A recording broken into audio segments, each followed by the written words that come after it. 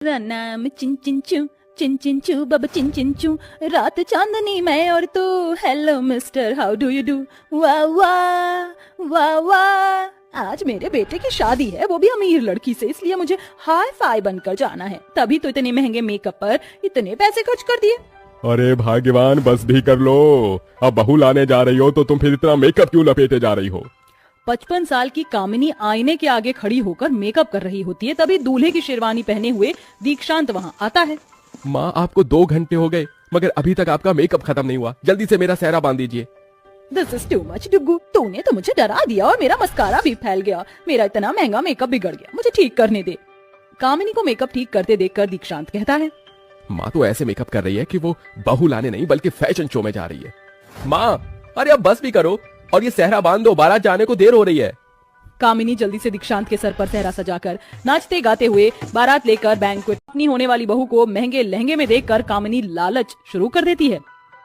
अरे वाह कामिनी, तेरी होने वाली बहू तो बड़ी अमीर है, लाखों का लहंगा पहना है, तो दहेज अच्छा ही देंगे। थोड़ी देर में पल्लवी और दीक्षांत की शादी हो जाती है और पल्लवी बहू बनकर ससुराल आ जाती है। आओ आओ बहू रानी, आज से इसे अपना ही घर समझो। फिर बहू गृह प्रवेश करके अंदर आ जाती है। वैसे बहू, मैं तुम्हें बता दूं, इस घर के कुछ रूल रेगुलेशन है जिसे तुम्हें मानना पड़ेगा। सासू जी, ये कोई बिग बॉस का घर थोड़ी है जहाँ नियम कानून हो।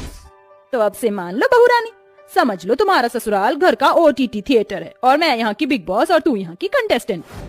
जी माँ जी, जैसा आप कहें। बहू ससुराल के पहले दिन सुबह सुबह उठकर पूरे ससुराल की साफ सफाई करके पहली रसोई में अच्छा अच्छा खाना बनाती है और सभी डाइनिंग टेबल पर आकर बैठ जाते हैं। गुड मॉर्निंग मम्मी जी।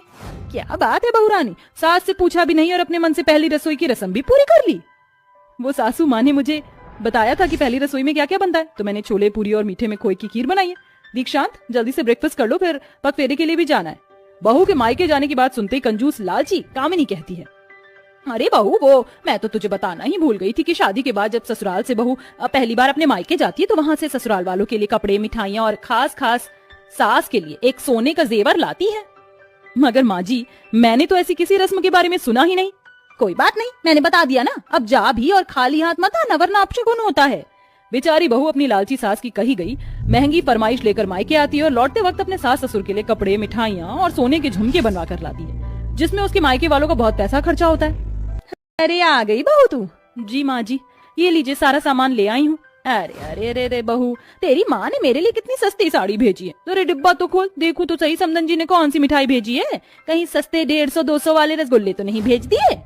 अरे वाह, इसमें तो काजू कतली है, ठीक ही है। फिर लालची सास झट से सोने के झुमके उठाकर अपने कमरे में आकर शीशे के आगे झुमके पहनकर खुशी के साथ गाती है, झुमका गिरा रे बरेली के बाजार में, झुमका गिरा रे बरेली के बाजार में, झुमका गिरा झुमका, हाय हाय हाय। वैसे मानना पड़ेगा मेरे दिमाग को, बहू है बड़ी भोली मगर है तो पैसे वाले बाप की बेटी। अब तो बस ये रिवाज का चक्कर चलाकर मैं बहू से अपने लालच को पूरा करूंगी। ऐसे ही दिन गुजरते जाते हैं, जिसके साथ सास का लालच आग की तरह लपटे पकड़ता है और अब तीज का त्योहार पास आ जाता है। दीक्षांत, देखो ना, सावन शुरू हो गया है। मेरी सहेली मीता का फोन आया था, वो बता रही थी कि बिग बाजार में सावन स्पेशल साड़ियों की ना एक ब्रांड आया हुआ है। मुझे हरे रंग की साड़ी चाहिए और उसके मैच के बैंगल्स और इयररिंग्स भी। क्या हम कल शॉपिंग करने चलें? हाँ हाँ, क्यों नहीं पल्लवी, मगर कल का इंतजार क्यों करना, चलो अभी चलते हैं। अपने बेटे और बहू को घर से ज्यादा देखकर कंजूस लालची कामिनी कहती है, कैसा बोडम बेवकूफ बेटा है मेरा, पता नहीं पल्लवी बहू के पीछे कितना पैसे खर्च करेगा। अरे कुछ कर कामिनी, वरना तेरी नकारी औलाद ने तो कंगाल होने की कसम खा ली है।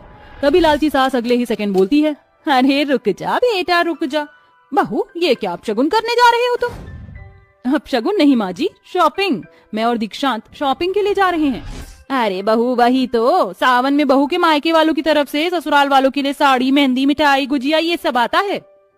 अगर माँ जी, सावन का मेरे मायके वालों से क्या मतलब? रिवाज बहू, इसे रिवाज कहते हैं। बेचारी बहू फिर से अपने मायके वालों को फोन लगाती है और अपनी लालची सास की फरमाइश देती है। अगले दिन बहू के मायके वाले सब कुछ उसके ससुराल भिजवा देते हैं। इसी तरह से समय बीतता है।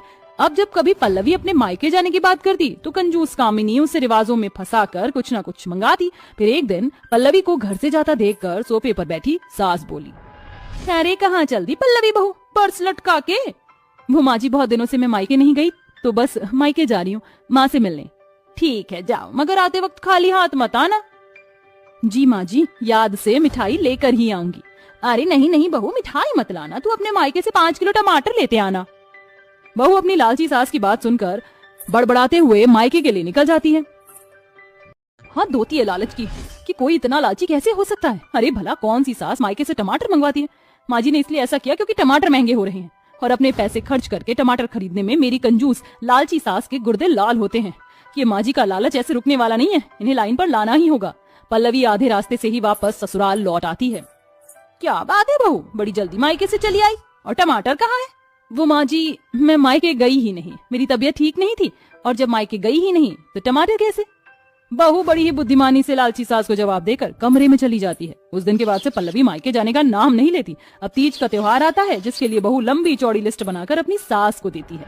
ये लीजिए माँ जी, वो तीज आने वाली है ना, तो आप तो जानती है मेरी ज्वाइंट फैमिली, इसलिए चाची, मामी, बुआ जी, मामा, दीदी, भाभी, फिर उनकी भाभी, मौसी और माँ सब यहाँ आ रहे हैं। इसलिए आप सभी के लिए साड़ियाँ, मिठाइयाँ, श्रृंगार का सामान और हाँ, एक एक सोने का जेवर भी बनवा लेना। इतना खर्चा देखकर सास सर पर हाथ रखकर बोलती है, अरे मोरी मैया, तेरा परिवार तो बाराती जितना बड़ा है, अरे इतना खर्चा कहाँ से करेगी तेरी सास?